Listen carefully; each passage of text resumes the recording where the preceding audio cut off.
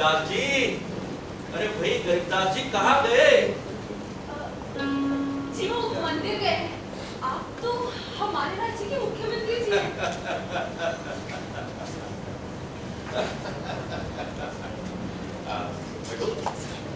हाँ बैठिए ना। आपको देखकर मैं इतनी खुश हुई कि क्या बताऊं।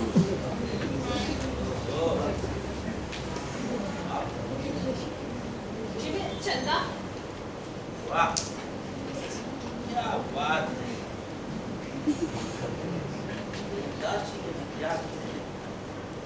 भाई ये चमत्कार तो गरीबदास जी के घर में ही हो सकता है। और फिर दिन में चंदा के दर्शनों का तो सवाल ही पैदा नहीं। वाह गरीबदास जी वाह। आप जितने सुंदर जवान उतने ही बुद्धिमान भी।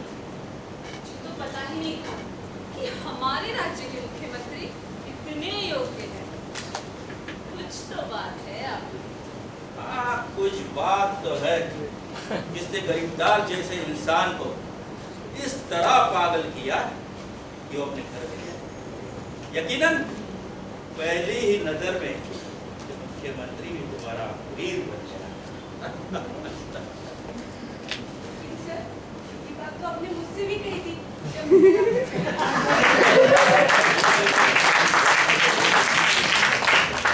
कब की बात कर रही हो भाई? मुझे कुछ याद नहीं आया। सर जब हम मिले थे। अरे भाई तुम भी कमाल है।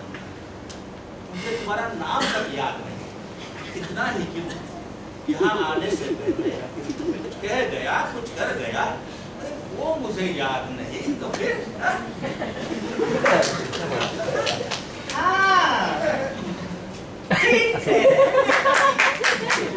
इसलिए कुछ भी याद नहीं रहता।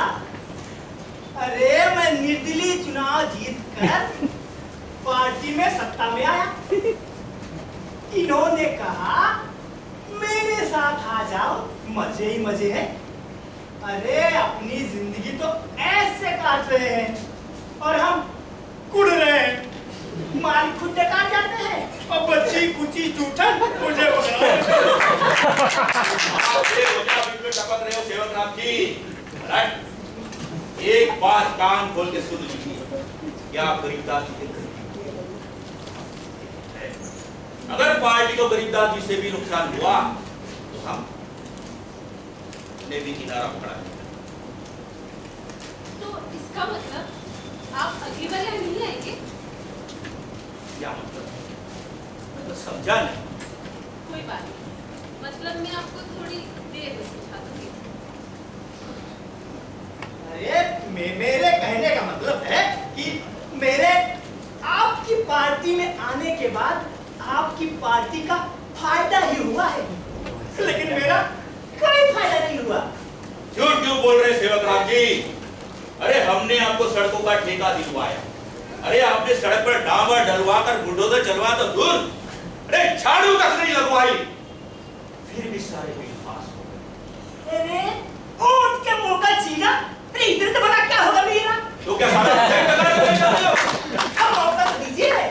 ये भाई एक वाला तुम इकट्ठा ही करना चाहते हो? अरे किसी पार्टी में जाना चाहते हो तो जाओ, बहुत पछताओगे। अरे कैसी पार्टी इस बार चुनाव में सत्ता में जरूर आएगी, आप देख लेना।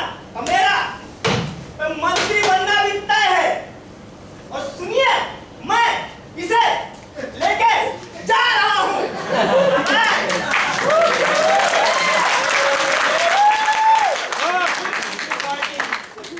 तुम्हारा भी खून चूस जाएगी।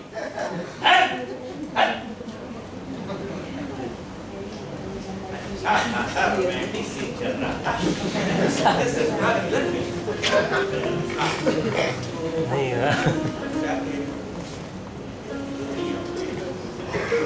समझा कि गरीबदास जी से आपकी पार्टी को तो नुकसान हो चुका है। क्या कह रही है आप? जी हाँ, एक विद्यालय के अध्यापक है जिनका क्षेत्र में बड़ा सम्मान है। अब निश्चित है उनके पास वोट भी बहुत होंगे। हाँ, टीचर का सम्मान तो होता ही है, और इन्हीं सम्मानित व्यक्तियों की वजह से ही हमारी पार्टी की जीत भी होती है। जी हाँ, लेकिन इस बार हार होगी। मुझे हार पसंद नहीं। मुझे टीचर का नाम बताइए और उनके साथ किसने क्या क्या किया, ये साफ साफ बताइए। मास्टर दीनानाथ जी बहुत सज्जन आदमी है। गरीब दास जी ने उनकी बेटी को आत्महत्या के लिए विवश किया, उसे हत्या का मामला बनाकर अपनी ही बेटी की हत्या के जुर्म में निर्दोष बाप में फंसा दिया। अब गरीब दास जी के घर आपका आना जाना है, तो इससे समाज में आपकी छवि खराब हो गई है। कौन सा थाना क्षेत्र लगता है? जी जीवन नगर।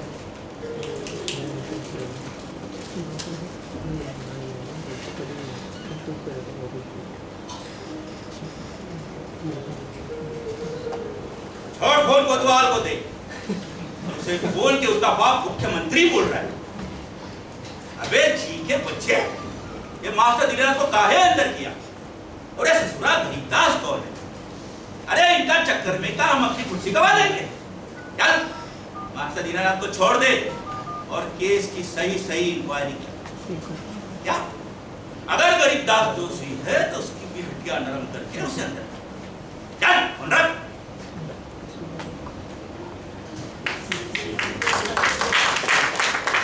नहीं मैं आपके लिए और क्या कर सकता हूं?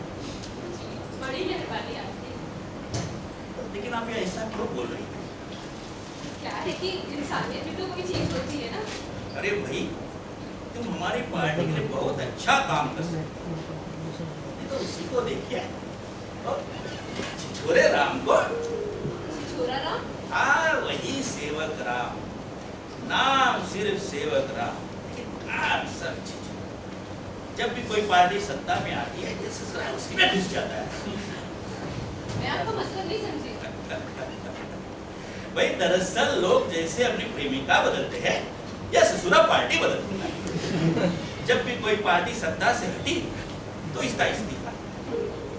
अब आप ही बताइए कि देश का क्या होगा? देखिए मैं थोड़ा लबरा जरूर, लेकिन देश के साथ कोई गद्दारी करे ये मैं सहन नहीं कर सकता।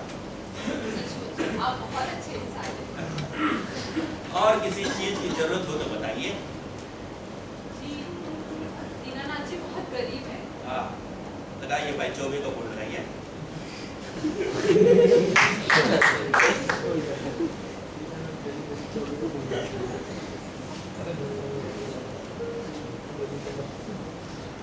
हाँ जीवन नगर में मास्टर दीनानाथ के घर में काम आने वाली घर की सारी चीजें भिजवा दीजिए, और वो भी इतनी कि आने वाले 10 साल तक कम न हो। और हम जिस सरकारी आवास में बैठ कर बोल रहे हैं उसे गरीबदास के नाम से हटाकर चंदा के नाम करवा दी। हाँ बाकी सब आके हम आपको समझा दें। अच्छा तो अब मैं चलो, कभी कभी आता रहूं। सर मुझे आपसे बात करनी थी। भाई कहो, भाई हम तुम्हारे पे पूरी तरह से मेहरबान हैं। सर एक लड़का है सूरज। भाई ये तो पता चले वो लड़का है या सूरज? सर सूरज नाम का एक लड़का है, उसे नौकरी की बहुत आवश्यकता है। हाँ तो कल भिजवा दो, भाई ज्वाइन करवा लेंगे। चाहती होगा उसे? जी डरो मत, हम उतने गंदे इंसान क्यों हैं। अभी पार्टी के लिए काम करना ही है तो मैं चलता हूँ। मुझे 20 लाख गधे जो मंगवाने। 20 लाख गधों का क्या करेंगे सर? अरे भाई हमने सोचा तुम बहुत बुद्धिमान होगी। अरे हमारे पार्टी का ये चुनाव चिन्ह जो है। लेकिन सर इतने गधों का करेंगे क्या? भाई हर चौराहा, हर गली, हर महत्वपूर्ण स्थान पर गधा तो होना ही चाहिए। क्या फायदा सर, जब आपकी सरकार ही नहीं रहेगी तो ऑपोजिशन वाले इतने घंटे गधे तुड़वा देंगे। तुड़वाने दो भाई, तुड़वाने दो। अपोजिशन वाले जितना चाहे तुड़वाने दो, फिर भी ये शहर गधों का ही शहर है। अच्छा तो अब मैं चलूं, गधों की याद जो आई।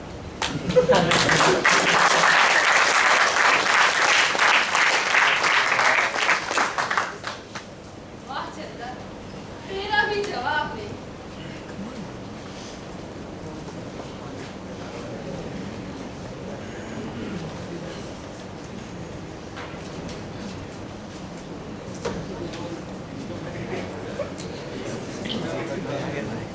जी आई, मैंने किया था। गरीबदास जी पूजा करने मंदिर गए। आप बताइए इस तरह से। अरे थोड़े सारे बैग बॉक्स सब मेरे चौराहे से भरा पड़ा है। आप सब ले जाइए।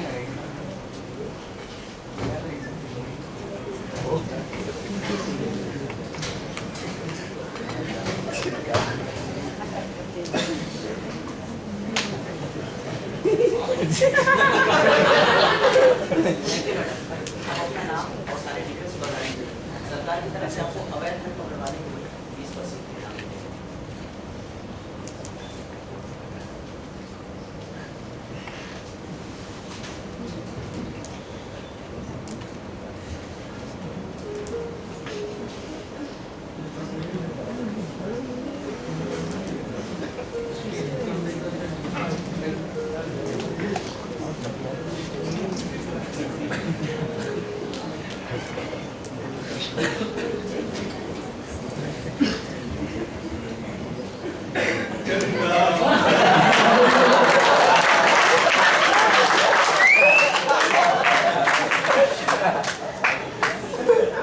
सब कुछ बंदी में दान कर दिया।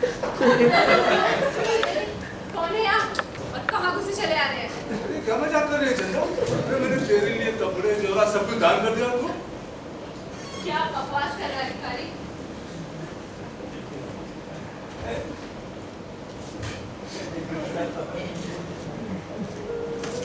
चलिए और आगे बढ़। चल चल यहाँ से। अरे चंदा छोड़ ना, ये पकड़ ना मुझे, छोड़। मैडम नमस्कार। बड़ी कृपा, आपके मार्गदर्शन से हम सबका जीवन सुधर गया। मैं ना कपड़े की दुकान खोल रहा हूँ। और मैं राइस मिल खोल रहा हूँ। मैडम, आपकी सलाह से हम सबका जीवन ही बदल गया। पागल हो गया ससुर तू। आज क्या बोलेगा? मार दूंगा एक को साले। मैडम तुम्हें बचा लीजिए। क्या पुत्री की बात करते हो? ये पागल आदमी घर में घुसा है। धक्के मार के बाहर करो इसे। एक मेरा बहुत खून पी चुके आप। बहुत कर ली गुलामी आपकी, बहुत खली आपकी पाप की कमाई। आएंगे और अपनी मेहनत की रोटी खाएंगे। सेठ जी, आपकी जानकारी के लिए बता दूं कि जो पैसे आपको राइस मिल से मिलने वाले थे, मैंने इन लोगों को दिलवा दिए। मुख्यमंत्री महोदय ने मेरे बाबू को छोड़ दिया है और ये घर जिसमें तू खड़ा है मेरे नाम कर दिया है। चंदा मैं तुझे जान से मार डालूंगा। तू खुद मर चुका है गरीबदास, तू क्या मारेगा? कर दो इस हत्यारे को सर। चकोरी के बलात्कार और उसको आत्महत्या के लिए विवश करने के जुर्म में गिरफ्तार किया जाता है। मैं तो तेरे मंदिर गया था पूजा करने।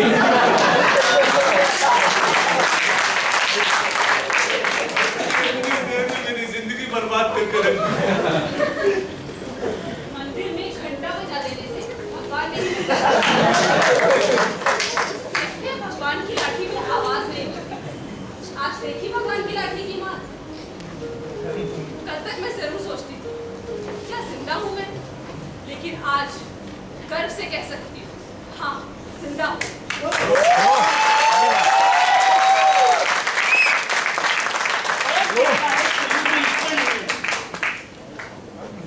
अफसोस ईश्वर को देखने वाली आंखों की कमी। ईश्वर आज भी है। आज ईश्वर ने अपनी उपस्थिति दर्ज कराई और सिद्ध कर दिया